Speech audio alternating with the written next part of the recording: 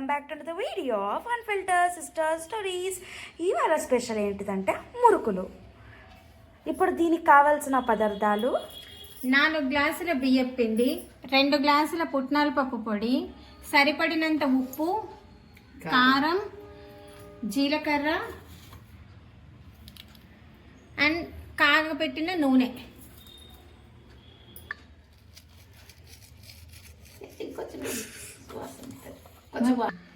ఇప్పుడు ఈ జీలకర్రతో పాటు ఈ పుట్నాల పప్పు పొడి ఇందులో వేసేద్దాము. దీనికి సరిపడినంత కారం, మేము కొంచెం స్పైస్ ఎక్కువ తింటాం కాబట్టి ఒక 2 స్పూన్స్ నుంచి 3 స్పూన్స్ కారం వరకు వేసుకుంటాం. మీకు ఎంత సరిపడితే అంత వేసుకోండి.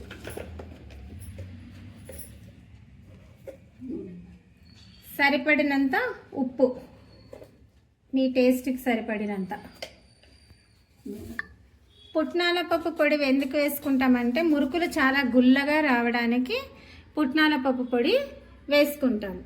ఇప్పుడు ఈ వంటకం మా ఇంట్లో చేసుకున్నది సంక్రాంతి స్పెషల్ కోసం చేసుకుంటున్నాం. మీ ఇళ్ళల్లో కూడా సంక్రాంతి కోసం చేసుకుంటారు కదండి.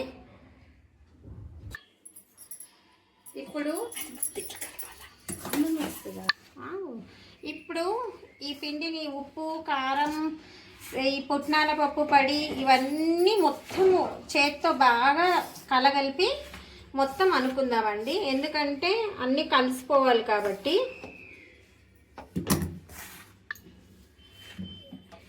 దీంతో ఈ ఉప్పు కారంతో పాటు కొంచెం ఆయిల్ వేడి చేసాము.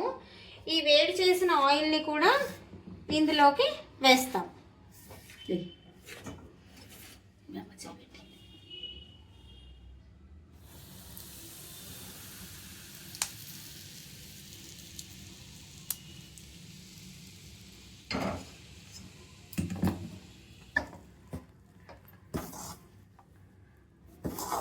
ఇప్పుడు వేడివేడి ఆయిల్ ఇందులోకి పోసేసుకున్నాము. ఇప్పుడు దీన్ని నీట్గా కలుపుకోవాలన్నమాట. చాలా జాగ్రత్తగా కలుపుకోండి, ఎందుకంటే వేడిగా ఉంటుంది. నీట్గా చేతితో రుద్దాలన్నమాట. ఉండలు కట్టకుండా నీట్గా ఇలా రుద్దాలి. ఇలా నీట్గా చేతులతో రుద్దాలన్నమాట. ఉండలు అనేది కట్టకూడదు. ఇంకోటి ఇలా ఇట్లా ఏమంటారు, 2 హ్యాండ్స్ ఇట్లా కలిపితే మంచిగా కలుస్తుంది అనమాట. ఉప్పు, కారం, జీలకర్ర అవన్నీ.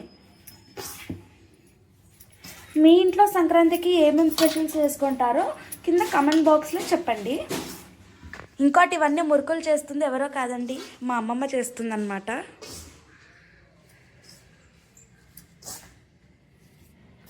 ఎట్లా అనిపిస్తుంది అమ్మమ్మ మా ఛానల్లో వచ్చి? ఇట్లంతా పిండి చేసుకొని కొద్ది కొద్ది వాటర్ పోసుకొని కలుపుకోవాలి.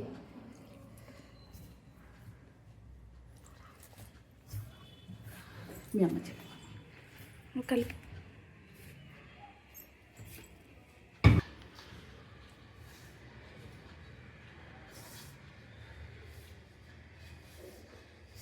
నూనెమ్మా.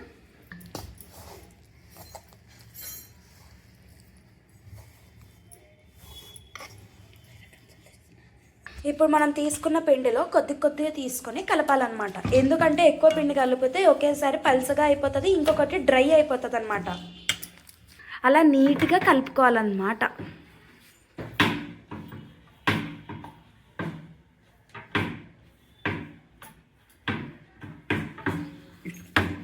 చూసారా ఫ్రెండ్స్, ఇలా అవ్వాలి. చూడండి ఫ్రెండ్స్, ఇట్లా. సో ఇప్పుడు ఇది పిండి ఇలా తయారు చేసుకున్నాం అనమాట. ఇప్పుడు దీనికి ఒక ఆపరేటర్ ఉంటుంది, అందులో పెట్టేసి తిప్పుకోవాలి. అది కూడా చూపిస్తాం. ఇది మురుకుల పీట అనమాట. ఇప్పుడు ఇందులోకి వేసుకొని ఈ పైన ఇలా ఇలా తిప్పితే కిందకు వస్తుంది. సో దీన్ని కలుపుకున్న పిండినే ఇంకొక 2 హాఫ్స్ లాగా చేసేసుకొని దీనిని అందులోకి పెట్టాలన్నమాట.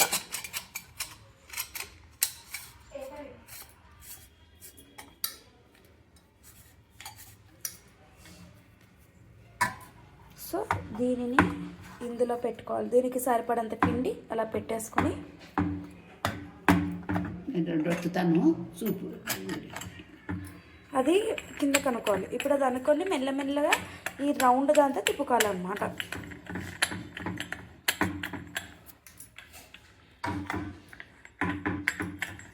ఇలా ఒక ప్లాస్టిక్ షీట్ కానీ ఇలా తీసేసుకొని ఇప్పుడు దీనితో ఇట్లా అనుకోవాలన్నమాట. చూసారా,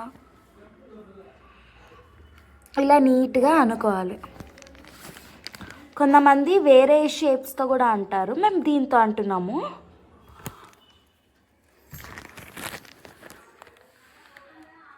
ఇలా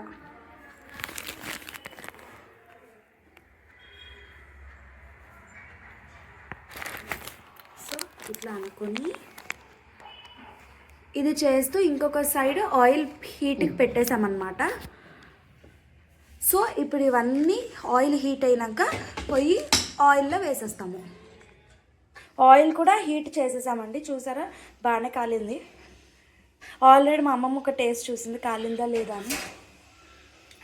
ఇప్పుడు ఇది ఆల్రెడీ ఒకటి వేసేసింది. అలా మాది బాల చిన్నది కాబట్టి ఒక 3-4 పడతాయి. పెద్ద బాల ఉంటే ఒక 10-15 పడతాయి.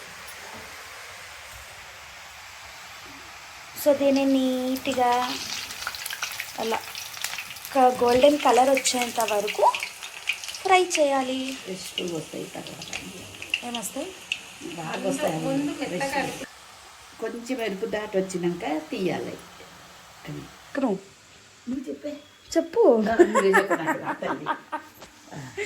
ఈ కలర్ వచ్చాక తీయాలి.